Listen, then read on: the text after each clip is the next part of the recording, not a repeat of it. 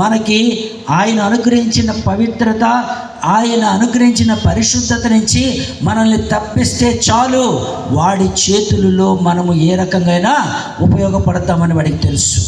వాడు ఎలాగైనా ఉపయోగించుకోవటానికే మనల్ని ముందు తప్పించడానికి ప్రయత్నం చేస్తున్నాడు.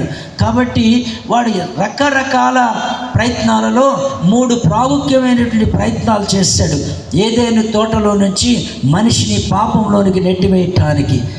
అందుకే ఇక్కడ యోహాను భక్తుడు స్పష్టంగా ఆయన చెబుతున్నాడు, శరీరాశయు, నేత్రాశయు, జీవపు డంబము, ఈ 3 చాలా డేంజరస్. శరీరాశ, దాని గురించి గలతీ పత్రికలో 19 క్యారెక్టర్స్ ఉంటాయి దాని గురించి.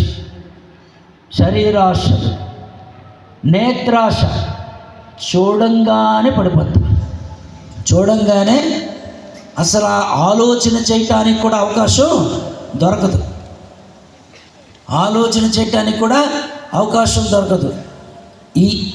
ఈ eye contact is such a powerful.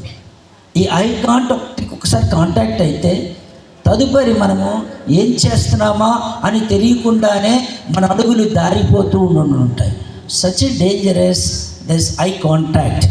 జీవపు డంబము, ఒక వ్యక్తి తను తాను రకరకాలుగా హెచ్చించుకోవటం, ఇది జీవపు డంబము.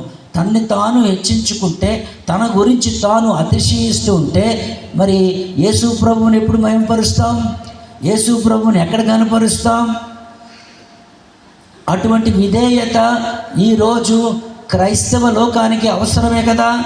అలాంటి విధేయత క్రైస్తవ ప్రపంచంలో ఉంటే అపవాదిని ఓడించటం చాలా సులువైనది.